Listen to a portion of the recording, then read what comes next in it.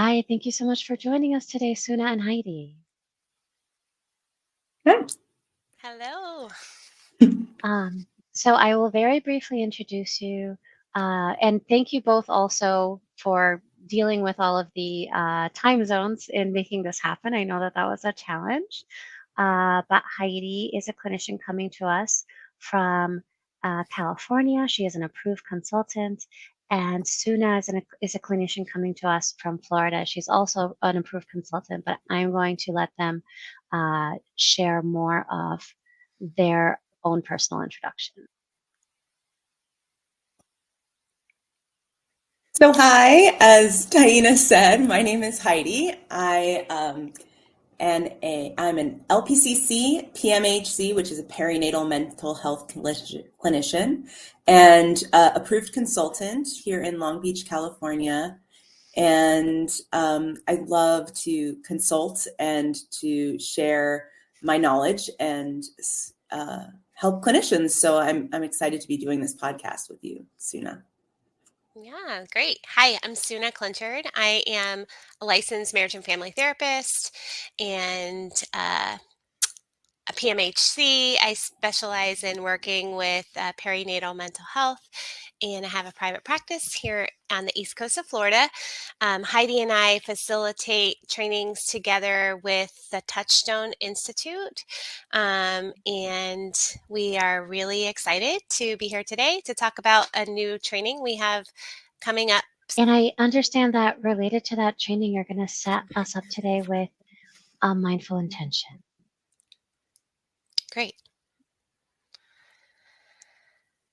Okay, so Heidi and I both love to start our work, whether it be with clients or with consultees, with finding a connection, finding some breath together, and giving everyone an opportunity to set some intention for our time together. So, um, you know, in creating this training, Heidi and I have taken a lot of time to connect through our own meditation, through our own breath work, and so we just invite everyone who is a part of this tea together to maybe hold your tea for a moment, maybe just warm your hands gently with rubbing your hands together. Take a moment here to create this time, this space for yourself, for your practice, perhaps, and just notice what's happening in your body. Notice what's happening in your breath. Bringing your awareness, your attention to the here and now. And if you would like to set an intention for yourself, feel free to do so now. Maybe there's a word or a few words that represent your intention, and you'd just like to notice what that might be and set it free, let it go.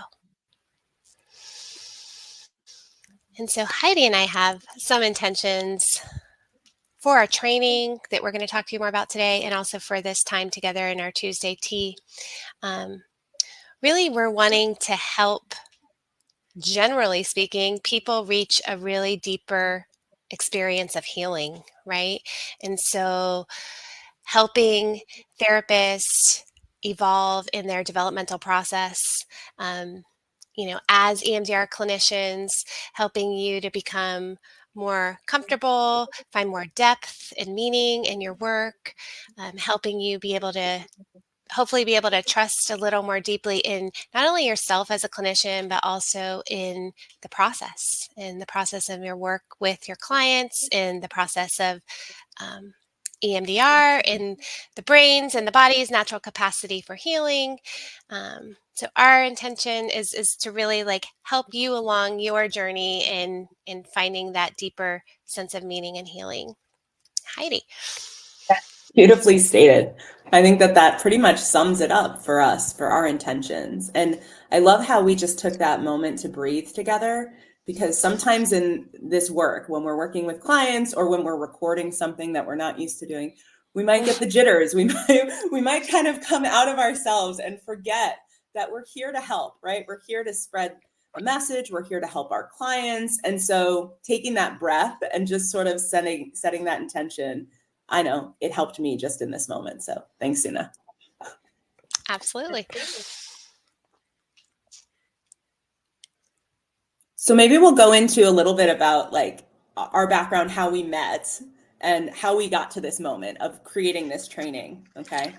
So Suna mentioned before that we both work for the Touchstone Institute. We're both facilitators on the perinatal team.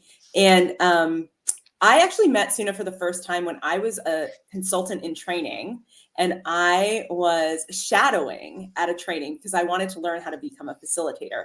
And I got paired with Suna. And it was the coolest thing because I just followed her around from Zoom room to Zoom room, watching her and observing her. And I felt this instant connection. I was like, oh my goodness. I jokingly say she's my spirit animal now, but at the time I said, I feel like so similar to you. I felt like we had a lot of the same energy, and the way that we would like hold the consultees and the way that we would think about EMDR therapy and the AIP model was so similar. So Suna really like inspired me and to really want to, I don't know if I've told you that yet, No. but it's true. Like you really, like the way that you were consulting and holding space for the consultees, it really got me excited. And I remember messaging Mara, Dr. Mara Tessler-Stein, and I said, Mara, I love this. I can't wait to be a facilitator. And that was largely because of our experience together. That's amazing. Thank you, Heidi. I don't think we've ever had this conversation, and I love hearing it. However, I feel just as inspired by you, right? So our relationship has grown since then. We've become very good friends, co-facilitators in trainings, but also, in creating this training together. Full disclosure, Heidi and I just returned from an amazing EMDR training and retreat in Hawaii on the Big Island. It was where we were amazing. really vibing high, and that was its own thing. And so we come from the mountaintop in Hawaii. I'm kidding. We we really got to hang out and have a great time, and we're really excited about the training we're going to talk to you about today that we've been working on. So what brings us to this moment, Heidi, in our career, and I'll speak first. My background is in marriage and family therapy. I've been a therapist since the year 2000. At some point, I derailed a little bit and taught elementary school during the day while I was a therapist in the evenings. I taught ESE, elementary in all kinds of ways for like 8 years. I didn't realize that the teaching aspect that was in my history would come back into the present as I work now as a consultant and help teach EMDR to newly trained EMDR clinicians and help them integrate this work into their practice. But in the consultation work, I was noticing, some common themes coming up and some questions and some issues that were coming up with my consultees. And so in dialogue with Heidi, she was noticing some similar experiences, and we thought there needs to be a little bit more in terms of, discussion and education with what's happening in phases 1 and 2 in history taking and resourcing within EMDR, which is, I think, kind of what led us to this idea to learn more about and create, hopefully, something that could be helpful to our consultees. Yeah. You know what's so funny? I only learned that you worked in an elementary school like last week when we were preparing for this. I also worked in an elementary school. That's another synchronicity right there. I was a former elementary school counselor. And so I have this like teaching bug in my background too, right? So we're naturally teachers. We're doing this consultation thing, and we're realizing that there are themes coming up, that a lot of our consultees are feeling like kind of unanimously shaky about like, what is phase 2? And like, why do we ask certain things in phase 1 and maybe avoid other things? Or like, what they just feel kind of shaky. Like that seems to be a very common theme. I know it was for me when I first learned EMDR. And so trying to harness our passion for teaching and also our passion for EMDR to really help make it more clear about what these phases are for and why they're so important. And that if we do really good work in the early phases of EMDR therapy, we'll actually have more successful outcomes in the later phases and have less hiccups. So this is like this moment comes from Suna and I colliding in friendship and chatting about common themes in consultation and going, oh my gosh, we love to teach, we love to consult, like let's do this. Yeah. So let us tell you a little bit about our training. Our training is about the intricacies between, in all the intricacies of phases 1 and 2 in EMDR therapy. We're hoping to attract folks who are both newly trained in EMDR and those who are really well-seasoned EMDR clinicians, right? We're hoping to inspire you to think more broadly about what phases 1 and 2 can look like and how to conceptualize your cases, through this deeper understanding of really what we're looking for and what we're assessing in phase 1 and how to start to kind of move towards the preparation in phase 2 so that once we get to phases 3 through 7 in the reprocessing, things move really organically and smoothly. Totally. Heidi, do you want to talk to them a little bit about our idea of the dance or the balance metaphor? Yeah, well, I want you to lead us in that one because I think you explain this so well when you talk about the scales. So we talk about a balance of phases 1 and 2. So I'd love to hear your metaphor because I have a new metaphor for you that I want to try out here in this. We'll just try it out here. So go for your scale metaphor. Sure. So I'm always imagining the scales, right? When we picture the balance between phases 1 and 2, right? That the information we're gathering in phase 1, in a sense, dictates our work in phase 2, right? The quality of our work, the quantity of, maybe the amount of time of that we spend in phase 2, right? The specific content of our work in phase 2 in terms of thematically matching what we're identifying in phase 1 as, perhaps themes or negative cognitions, right? How can we start to enhance the adaptive information, that's existing, right? And build on it with our phase 2 work in a sense that matches what we're identifying in phase 1 as needs, right? For example, if there are safety needs identified in phase 1, for sure our phase 2 work needs to focus on safety, right, in all the ways. So this idea that phase 2 is not just a checklist, right? It's not just a page in the manual that we kind of go through and make sure we did, the calm place or the calm state, right? Or the container, or maybe a light stream or a breathing technique, right? More than just a checklist, phase 2 is an opportunity for us to prepare our clients for the reprocessing work, right? So that this maladaptively linked material can very hopefully smoothly and organically find its way to the adaptive network where it belongs. Yeah, I just love how you explain that. Yeah, totally. So it's a balance. And often we talk about it like a dance too, because it's not always 1, 2, 1, 2. Sometimes we start doing a resource in 2, right? And we learn something about the client, like it goes wrong, right? And it's a moment for us to pause, validate the experience. It's okay. And then think about what is it perhaps that we need to be looking at from their past, getting curious about, and what is it that we might need to work with their nervous system or with them in session to help prepare them for those later phases, right? So the metaphor that I want to try to bring to you, really, I'm very inspired by that beautiful Hawaiian painting behind you right now. So I've been playing with this metaphor of phases 1 and 2, not a checklist, okay? But get this, more like a painting, okay? So the client comes in and they're this beautiful, they have this life ahead of them, behind them and ahead of them, right? They come in and they have this partially complete painting of their life. And our job as the therapist is to sit with that painting, sit with that client, right?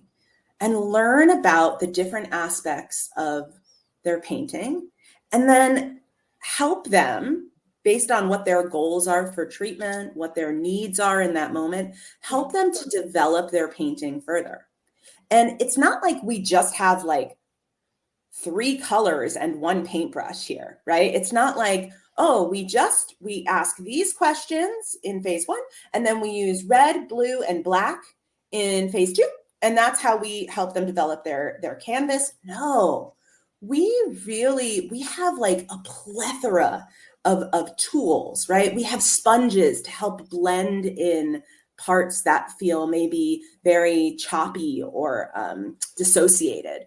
We have an array of brushes. We have maybe sandpaper. If the person, let's say, has something really, really distressing from their past that they really need help to metabolize, right? Like we might use a technique that's going to help soften it, like maybe like an EMD or a 4 blinks type technique that's going to help bring the distress down before we even start painting again, right? So there's all these different tools and these ways that we can help people.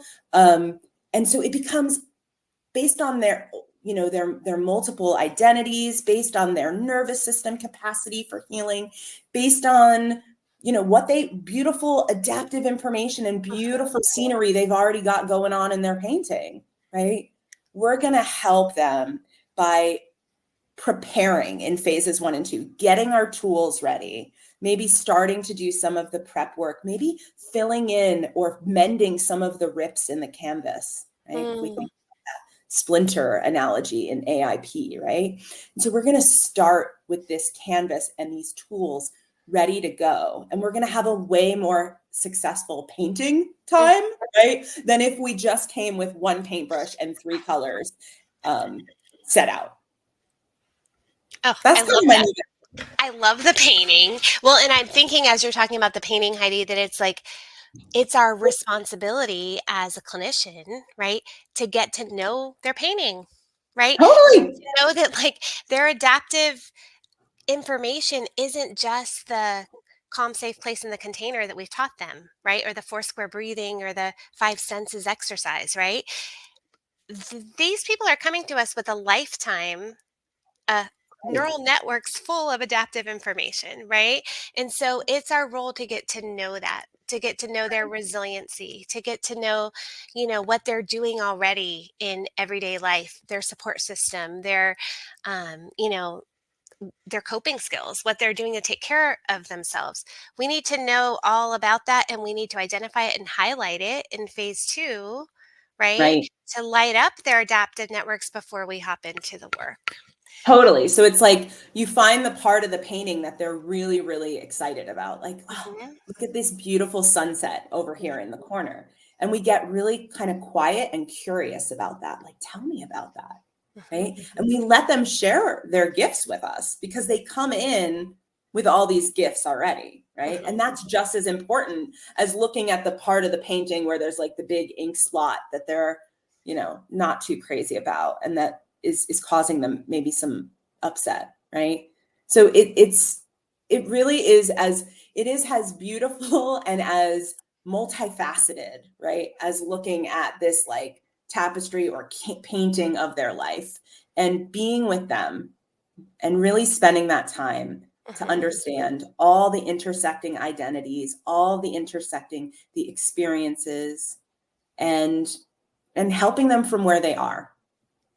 We always say getting to know the unique nervous system in front of you, right? And so Whereas I think people get tripped up a lot. It's like, okay, so I just ask these questions and then I just teach these 3 things. Wait, why is this so hard? Why is my client struggling so much?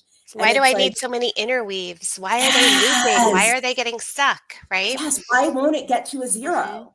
Mm-hmm. Right? It's because maybe we need to go back Mm-hmm. and we need to be with that canvas a bit more. Mm-hmm. And we need to get to know, you know, what's really at the core here, what these colors mean. We need to get to know maybe where we need to fill in some gaps. Maybe we need to do some additional resourcing. Mm-hmm. Teach a skill. Work on attachment wounds before they're ready to say, I am worthy of love. Like maybe we need a little bit more work there to light that up. And Right. so, yeah. So in our training, we are not going to provide you with another checklist, right? But we are hoping to empower you to really sit with the individual in front of you, to sit with their nervous system, to get to know their nervous system, to get to know what they might need, you know, in preparation for reprocessing work, right? We're going to empower you to really start to conceptualize the presentation in front of you and be able to, through the AIP lens, you know, prepare your client with getting to know their history and their needs in phase 1 and preparing them in phase 2 for the work that's ahead. Totally. And you're not going to leave with a checklist, like we've said several times before, but you will also learn a bunch of new skills, we hope, right? So we're going to say, like, if you see this presentation in the nervous system or in the painting, here are some ideas of what you might do with that presentation, with that unique need, right? Or here's some ways that you might see that beautiful sunset, catch it. Catch what that adaptive information is for that client and stretch it out for them. Really build it up, make it glow so bright and so bold that when they do get into reprocessing and when they are in the hard parts, that adaptive information is lit up ready for them. So you will leave with some really tangible ideas of how to work with different presentations. I'm like, wait, what am I saying? Like, what about the future prong? I don't know. Oh, Suna, you how have to we talk can- to us about your favorite thing to talk about, which is the forgotten prong. The forgotten prong. Dun dun dun. The forgotten prong. You know this is recording, right? So Is it really? dun. Oh my gosh, it is recording. Ah, I didn't realize it was recording. Okay. We need like a spork. The forgotten prong. They're gonna cut this out, right? I hope not, because this is very Suna and Heidi right now. Okay, so tell the folks at home enjoying their tea about one of your favorite topics to talk about, because I think you do it so beautifully. Let's talk about the future prong. So it is my favorite prong, the forgotten prong of the future prong. We are also going to help give you some takeaway ideas as to how to incorporate the future prong into your phase 2 work, right? Not just the future prong, but also being able to do some phase 2 work going back into the past, right? So we're going to be able to go back and do some revision work. We're going to do some rehearsal work into the future. Yeah, it's going to be great. I love it, because I think that is probably blowing people's minds right now, because you're right. The future prong is I would say, the prong that gets the least love. Absolutely. Oftentimes.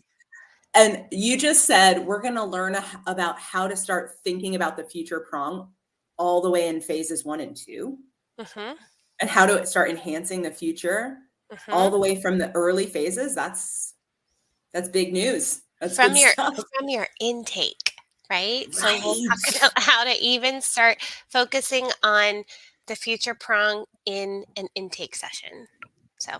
So amazing. I'm so excited for this training. I can't wait. Know it's still a little bit of ways. And we hope to see you there. Yeah. Thanks for stopping by.